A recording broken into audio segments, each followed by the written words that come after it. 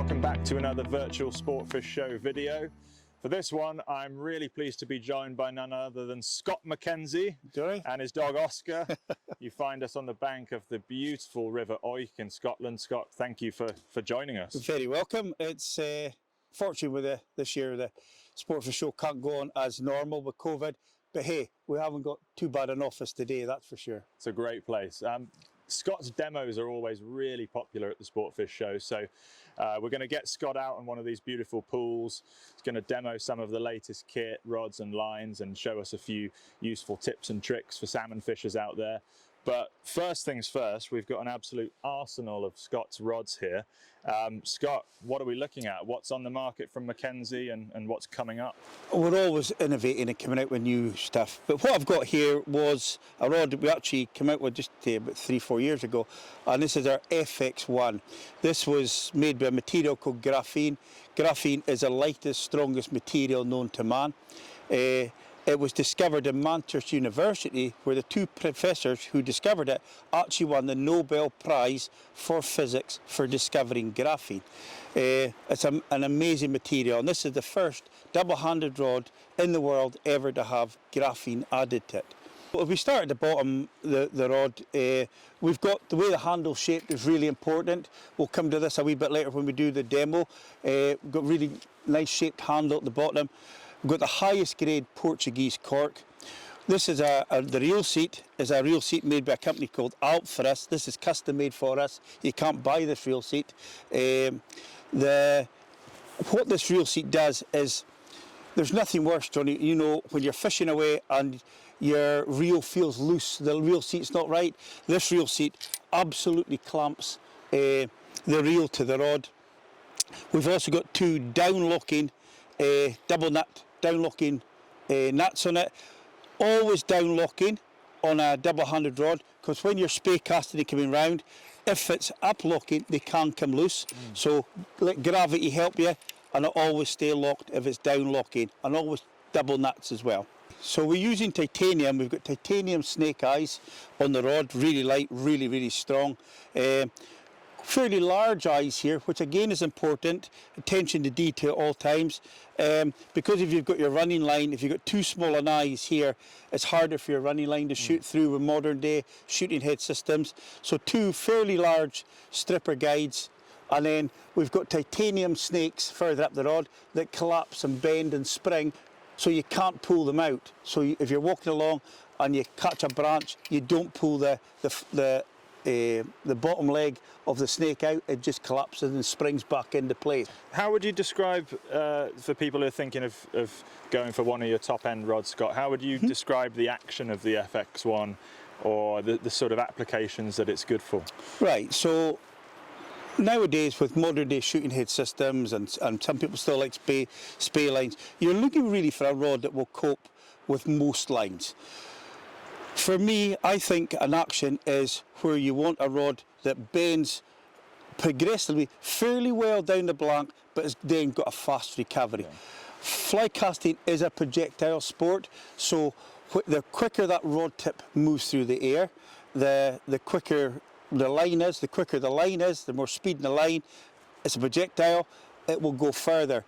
So quick tip recovery, which seems to be, you know, what everyone demands these days for accuracy, distance, but still we always talk about having feel in the rod. Absolutely. Especially when you're working the fly, working the line, mending, or even playing a fish. It's nice to feel, I think, that the rod is bending properly down into it. Right into the back. You do. When you're casting, you want that rod to bend well down into the blank. And it's, if you take a sort of picture in slow motion, that rod should be bent right down, and it's unfolding out over the water.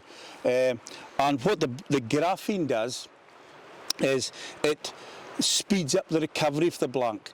So when you're using an FX1, you're still retaining that deep action, fast recovery. When we launched the rods initially, they came in 4 pieces, but nowadays people are travelling more, and we actually probably now sell more 6-piece rods than 4-piece, even the people are not jumping on planes. There was a time when, and it's probably right to say that when you got a multi-piece rod, more than 4 pieces, the action wasn't as good. These days are long gone. There is no difference. You will not tell the difference between a 6-piece rod and a 3 or 4-piece rod nowadays. There's absolutely does not affect the action in any way. So Scott, that's the FX1 range, 4 pieces and 6 pieces. Yeah. But what can you tell me about this one, the NX1? So this is an NX1. This is our nanotechnology rod. Similar in some ways to the graphene. This is, if we didn't have graphene, this would be our top of the range rod. This is a sort of mid-priced range rod in a sort of £600 bracket. But again, with the nanotechnology, making the rod very light, very strong. We've still got a lovely shaped handle, and it's a really nice bit of kit. Got Fuji eyes. This time we've got normal snake eyes on this particular rod, but also things like alignment dots for easy accessing. And if it wasn't for the fact that we had graphene, this with our nanotechnology is also a cracking rod. It's a bit cheaper.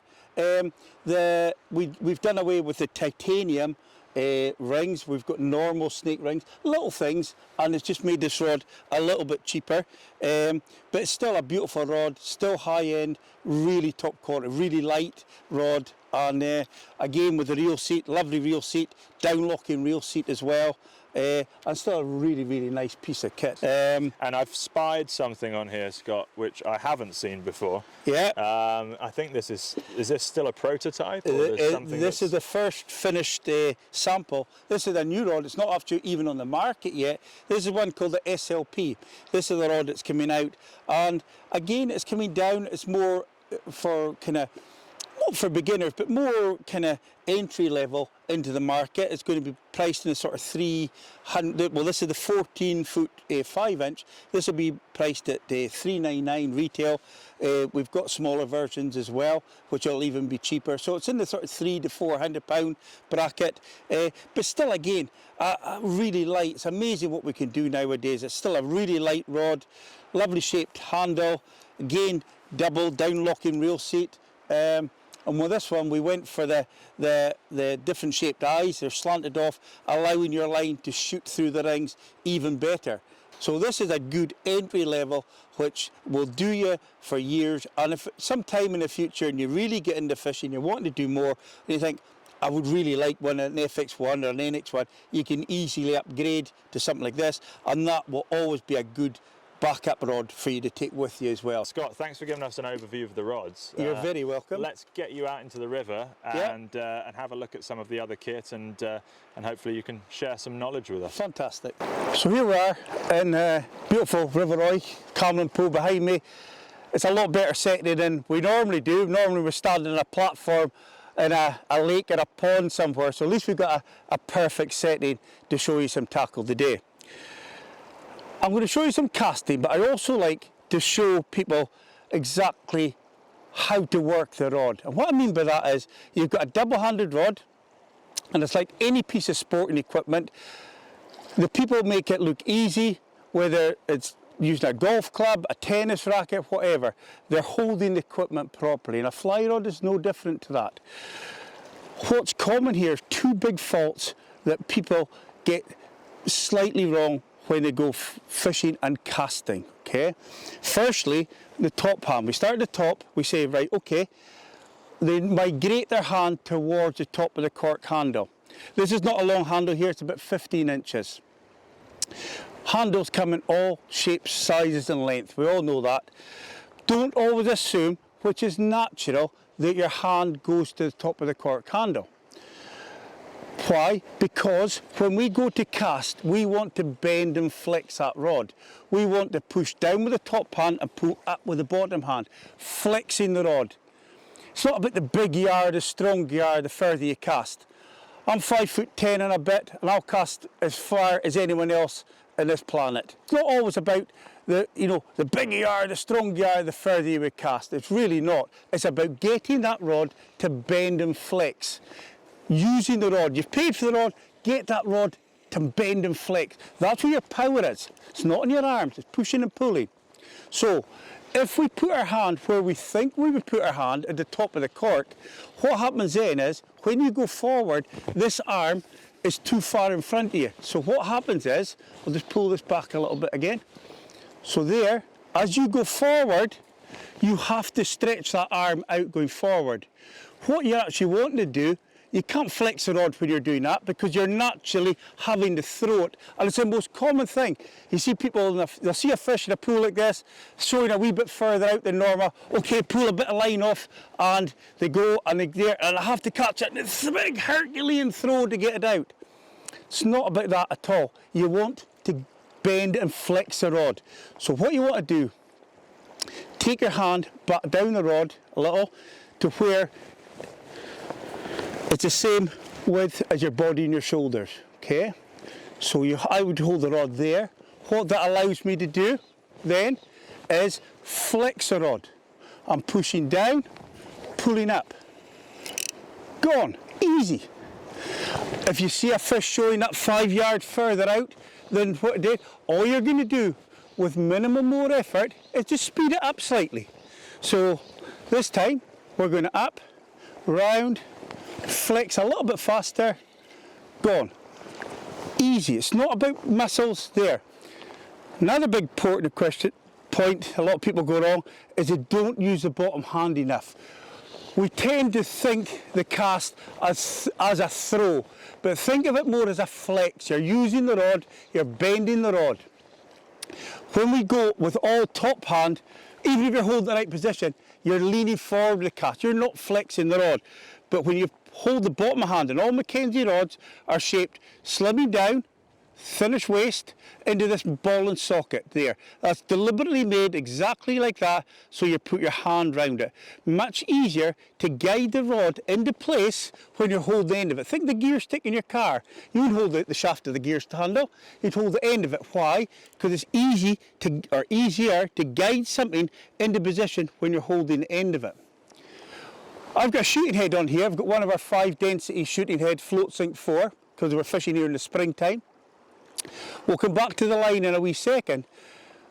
But what I want to do is going to push out and pull in. Now, at least 75% of the power is coming from the bottom hand. Okay, I'm pushing out, pulling in. That's a fair length of line I'm casting out, and it's a full sunk line as well. It's getting down there, no problem. But that's getting me using the rod. There is a saying, let the rod do the work. And that's what we're meaning, is you let that rod bend and flex to do it. All Mackenzie rods are fairly fast action, but they bend well deep down the rod. So you'll see when I cast this rod just now, how far that rod bends down, forward. Okay, the ideal spey rod is a rod that bends and flexes progressively down the length of the rod, okay, but retaining that fast recovery at the same time. That's your ideal fishing rod. If the rod tip only bends a little bit, your timing has to be so accurate. The opposite end of that, if you've got a big kind of soft noodly rod, then, you know, like some of the cane rods of many years ago, you know, you bring it back and you're almost waiting before you put the power in going forward. So what we're doing here, we've got our hands in the right position. There, drop your arms down, as simple as that. A wee tip, if you're taping up the joints in your rod and you've got some tape left over, put a little bit of tape on the cork. It won't harm the cork at all. It's only insulating tape there as a reference to put your hand, because if you don't, your default will always creep back up the rod a little bit to your position. There, it's hard work. You try to cast that, it'll go out, but it's hard work. Move the hand down, what's that, 5 inches? And using the bottom hand, even a full sunk line, gone. And it is that easy. It really is. So small things that will, people say to me, Scott, come and show us some big secrets in casting or fishing. And there's not big secrets, but these little things that will genuinely make life a lot easier when you go to the riverbank. Okay, so now we're going to talk a wee bit about the fly lines. We're here in April. It's quite cold water. This particular pool is about 15 feet deep, so it's fast flowing deep river. What I've got at the moment is one of our 5 density lines. This one is a float sink 4. What's that allowing me to do is when I cast, I've got about an inch tube on gold-bodied willy gun. There's no scientific thing to, you know, why you'd fish not a black fly at the time of year, but I think in cold water you want to have a fly with a little bit of colour in it, just a little bit of sparkle in that kind of chilly cold water the fly comes round. What I want to show you though is how easy this line really is. Float sink 4, so I'm going to lift, cast and around. Now that fly line was sitting there sinking for a good while there where I was talking. It was a good 8, maybe even 10 feet deep, and that line came out of the water there with ease. So what that line's down doing is sinking. We're getting the fly line down. It's coming into the side. I'm not worried about what happens on the far side there, because the fish are likely to be in this side of the bank in the slightly shallower, slower water. They're not going to be battling up that fast current. Okay, so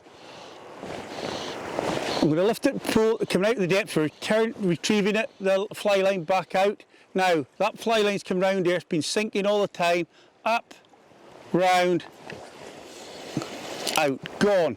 Why? Because with the 5 densities, we've blended and phased each stage, so it goes float, sink 1, sink 2, sink 3, sink 4. But what we've done in each line is blended and phased each line, each stage of the line together. So it's sinking at the perfect trajectory every time. If your line goes in straight, it comes out of the water much, much easier. Again, that fly line's coming round, it's a float sink 4, 4 inches a second at the tip here, plus a big tube. It's come into slack here. I'm going to lift, I'm going to pull some line in. With shooting heads, you always have to retrieve a bit in. There, back to the casting head, leaving probably a foot out, up, sweep around, flex the rod, and casting with ease. If we were here, and I would say another month's time, it was maybe May into June, the water was lower, rather than fishing a float sink 4, which probably go too deep, we would then maybe look at one of the other lines we've got in the range. So we do maybe a float sink 1, which is just beyond maybe a intermediate line. Probably drop the fly down a little bit, maybe a slightly smaller fly. If the water came on, it was coming up a bit, we could go on the float sink 2. Or what's quite popular nowadays is the multi-tip versions. We do 2 different types of multi-tip. We do a float hover intermediate belly with double density tips, or we actually still do the old floating belly with double density tips. Again, they're very good for changing if the water suddenly comes up. This is a hydro river, it goes up and down. So if you had a multi-tip system here, you could start off if the water was quite low with a lighter line, and then if the water came on quite fast, you could then very easily, and loop-to-loop connection, change a much faster tip that will hold your fly down in the water. So this particular line I've got on here is a float sink 4. So the tip sinks at 4 inches a second. But we do one, it's an intermediate sink 6. It's a bit of a depth charge. It's one you would normally use just before you start seeing trees and sheep and all stuff flowing down the river. But it's a line that's really good to have in your armoury. I fish in Norway a lot, where the waters are even colder than here, big icy rivers, and something like an intermediate sink 6 gets your fly down and holds your fly in that stream. So it is a good one to always have in your arm. It's not a line you'd use every day, but that day you need it is a day you wish you had it. So Scott, you've shown us some of your 5D multiple density shooting headlines, and talked about why you'd use that on a day like today, spring, cold water, but you've got a spey line rigged up now. What can you tell us about the differences between a spey line and a shooting head, and the times that you might use one of those? Yeah, so spey line is quite a traditional line, and basically what we're doing with a spey line is we're lifting more line out of the water and we're shooting less line going forward. Pros and cons. The pros well, you need room behind you because you've got a bigger D-loop. So in a shooting head, you've got a shorter head, it means a shorter, smaller D-loop. In a spey line, this is quite a short spey line, it's only 55 foot, but it means that we've got a reasonably big D-loop behind us, so we need a little bit of space. If we were really tight against the trees, it would be a bit awkward to use a spey line. So given that you've got room behind you, spey lines are really nice to fish. So Scott, some people might think that a spey line is like a summer line, and then you're shooting heads for casting heavy tips and tube flies earlier on in the season or later in the season. But is that the case, or are some spey lines still suited to that kind of fishing? Some spey lines you can get are beautiful floating lines. They've got lovely long front tapers that land the fly really delicately. What historically was a slight problem with that is when you start adding heavy poly leaders on the end and tubes, they don't turn them over that well. This particular line we've got here is one of our 55-foot heads. We've got a 10-foot fast sinking poly leader and a 1-inch copper tube on there. So we're really getting the fly down. It's April. It's a deep, fast flow through here. I'm lifting that fly line out the depth, there, round, gone. And it's turning over that. It's almost hitting off the reel. Absolutely perfectly. Technique-wise, Scott, so you talked us through a few good casting tips when we were looking at the 5D lines. Yeah. Anything different that people need to be aware of in their casting stroke when they're fishing a more traditional taper spey line? Absolutely. So what you said there, Johnny, was the right word, traditional. So spey lines are quite traditional. They go back a bit like our double taper lines. So what we do need is a bit of room behind us. So we're creating a bigger D loop behind us, so we need a bit more room behind us. So if we've got room behind us, that's the first point is essential.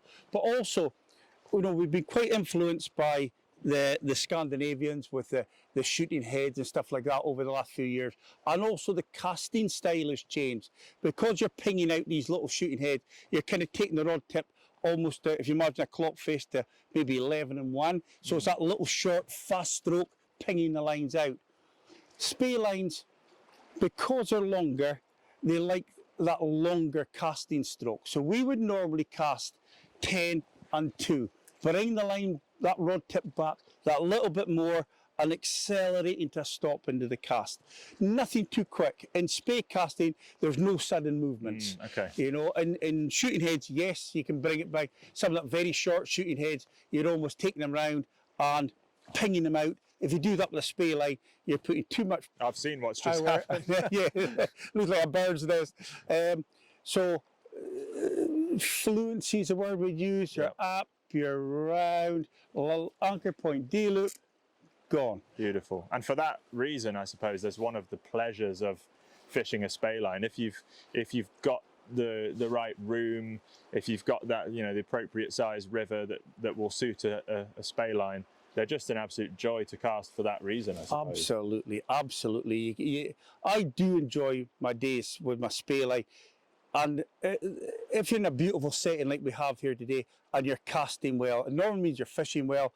And if you've fished down that pool and you've not got one, you go, well, we're not getting one today, and that's it. You're never wanting to be left thinking, if only I could have got that 5 yards, covered that big stone because I saw that big salmon behind it. So if you've got a line that you can cover the pool with correctly, if a fish takes, it takes. If it doesn't, that's why it's fishing and not catching.